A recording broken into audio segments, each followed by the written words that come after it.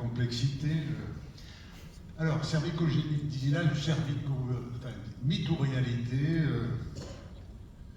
Alors, pour la baramie, il n'y a aucune preuve de l'existence de vertige cervicogénique et actuellement, aucun test validé ne permet d'en faire un diagnostic positif.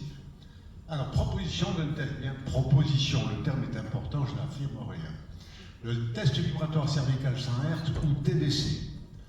Alors, depuis des décennies, vous connaissez, tous les ORL connaissent le TVC de Georges Dumas, 100 Hz, qui consiste à faire vibrer la mastoïde ou le vertex et de rechercher un nystagmus induit par vibration, le NIV cervical. Et depuis des années, je m'amusais à descendre au niveau sous-occipital pour rechercher un nystagmus cervical, avec la même vibration. Et dans la grande majorité des cas, il n'y avait pratiquement pas de nystagmus, sauf dans les mineurs. Et par contre, j'avais remarqué que certains patients avaient des symptômes sans nystagmus, instabilité, vertige, tangage, ébriété, dizziness, avec quelquefois une céphalie rare, nausée. Mais je n'y faisais pas attention parce que moi je cherchais un nystagmus. Et depuis 2 ans, nous faisons systématiquement ce test cervical au cours de l'examen clinique otoneurologique. Assis sous VNS et debout, pieds joints, yeux ouverts, pas yeux fermés, yeux ouverts. Dans la grande majorité des cas, ce test est négatif. Il n'y a absolument aucun symptôme, ni nystagmus. Mais chez certains patients, assis, il va reproduire les symptômes vestibulaires qui ont motivé la consultation. Instabilité, vertige, ébriété, tangage, dizziness, nausée. Et debout, il va provoquer une instabilité nette avec quelquefois chute. Donc attention. Et nous avons remarqué, je pense que cette phrase est fondamentale dans tout ce qu'on vous a dit, que ce test était positif beaucoup plus souvent chez les femmes avec hypersensibilité sensorielle. Terrain migraineux, migraine vestibulaire, céphalée de tension, PPPD. Et je pense que la clé de ce test réside dans cette phrase, hypersensibilité sensorielle. Et nous avons observé que c'est au niveau de C2, C3 que la vibration 100 Hz reproduit les symptômes du dizziness assis et l'instabilité debout. Et la vibration cervicale plus basse, mastoïdienne, dorso-lombaire, clavicule, trapèze, sternoclénomastoïdienne, sans effet. Les autres fréquences, en dehors du 100 Hz, ne donnent aucune instabilité non plus. Assis, voilà, il va provoquer les symptômes.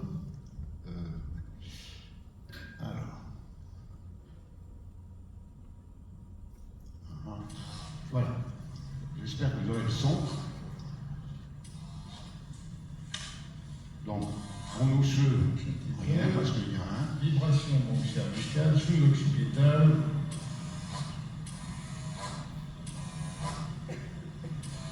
Migraine vestibulaire classique.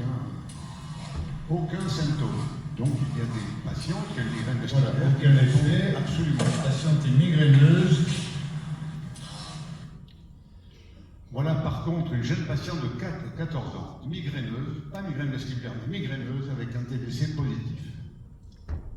Alors, sous-occipital droit, ouvre les yeux. Voilà. Ah là oui. Qu'est-ce qui se passe? Là, on dirait que mon corps il se déplace, il bouge, un Oui. truc comme ça. C'est ce que tu ressens Oui. d'habitude? Oui. On est bien d'accord? Oui. C'est-à-dire, oui, si je te lâche comme ça, voilà. Voilà, l'instabilité même assise. Alors, sous-occipital. Alors, nous avons remarqué que ces patients signalaient souvent, en plus des symptômes vestibulaires classiques, des symptômes neurovégétatifs, nausées, etc., et des troubles visuels, vision trouble, floue, avec un examen ophtalmologique normal. Et le TVC en C2, C3 reproduisait ces troubles visuels. Et ça, c'est nouveau par rapport aux communications antérieures. Là, j'ai une carte de C2, C3. Voilà, trouble de vision. Trouble de la vision, Oui. c'est-à-dire Que tout devient flou. ça floue. Oui. Et là, quand on arrête, Là, c'est mieux. Ça revient plus c'est progressivement. rapide. Progressivement, oui. Progressif. On est plus fort. Et là, Là, c'est flou. Alors, regardez, ces troubles, en fait, sont des troubles accommodatifs. Vous verrez pourquoi tout à l'heure, à la diapo suivante. Alors, on est Oui. en distance de lecture, sans stimulation.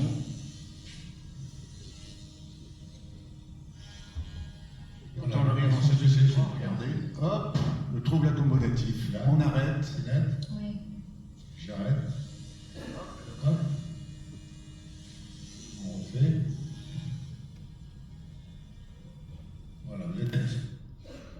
observé ces mêmes troubles visuels au cours de l'activation d'une fistule périlymphatique par le test pressionnel de Fitzgerald. Ça, cette vidéo date de 1995. Vous êtes en position de lecture, là c'est net. Oui. Hein? Alors je vous mets de la pression dans votre oreille gauche. Donc je vous mets de la pression. Regardez, c'est impressionnant.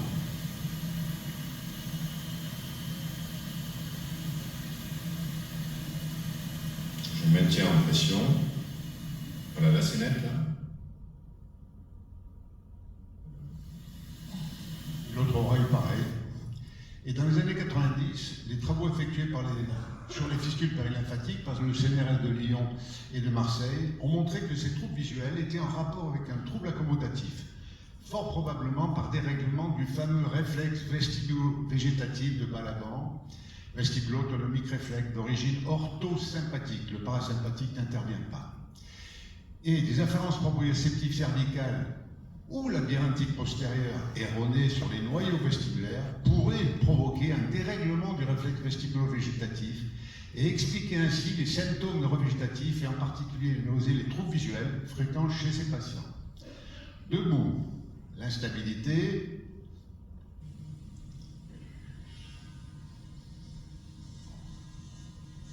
voilà, on retrouve la patiente de tout à l'heure, debout. Elle a une migraine vestibulaire et vous voyez que la vibration ne provoque absolument aucune instabilité, du moins majeure. Voilà par contre, regardez le test positif. Alors voilà, ça peut être impressionnant, attention à la chute. Hein. Alors là, c'est là, on était deux. Elena, à Tunis, chez Ben Sofiane.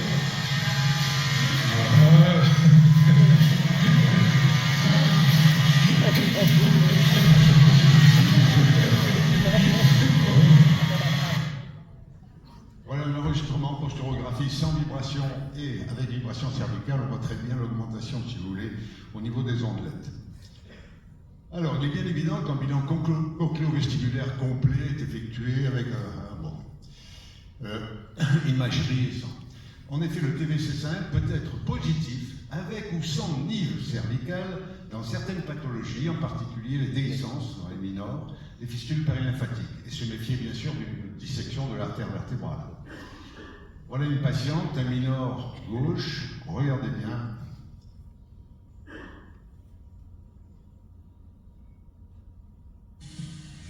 Donc vertex. TVO, absence de nystagmus. Ou pratiquement pas. On cherche un livre cervical, CDC. Et voilà. Voilà, le nystagmus inférieur torsionnel caractéristique de mineur. Ouais. Alors, vérifiez par scanner, ainsi de suite. Les yeux ouverts. Et là, Et donc, on voit ce qu'il y a. la vibration cervicale pourrait provoquer un nystagmus vestibulaire, entre guillemets. Voilà une autre, un mineur gauche. Regardez l'instabilité que ça donne. Alors, nous avons remarqué chez certains patients TVC positifs la présence d'un nive cervical avec absence de nive osseux. Et chez ces patients, l'interrogatoire bilan neurologique et l'imagerie permettent d'exclure une étiologie périphérique labyrinthique.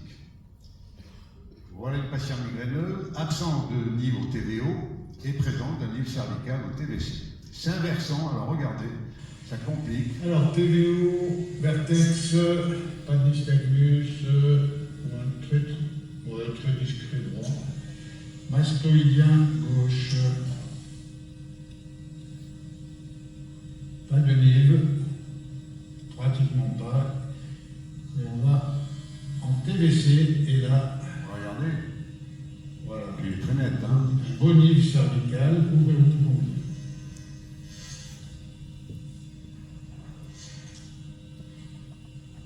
Et en mastoïdien, il n'y a rien. Un nive droit. Et quand on va faire la vibration de l'autre côté, regardez bien, l'inversion du nystagmus. Voilà, procédure. Cervical. À droite. Vous avez un vertige ou pas là? Non, là c'est à gauche. Et je commence à être nauséeuse. Hein. Ah oui, Et les autres parties, il n'y a rien.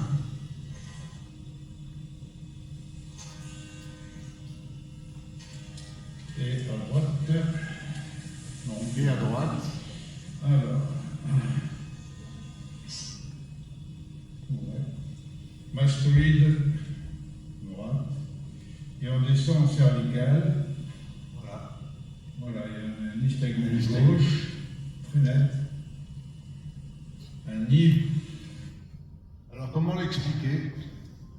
En cas de TVC positif avec un bilan labyrinthique normal, le patient est confié au kinésithérapeute avec d'excellents résultats. Voilà un témoignage. Donc, elle avait. Voilà. Alors, vous me dites si la Donc là, vibration c'est la TVC après instabilité les soins du kiné. D'accord.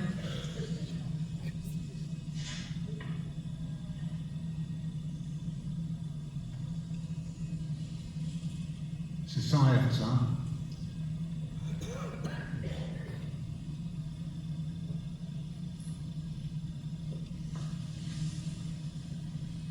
Absolument rien, ni symptômes, ni instabilité, plus rien. Plus aucune plaque.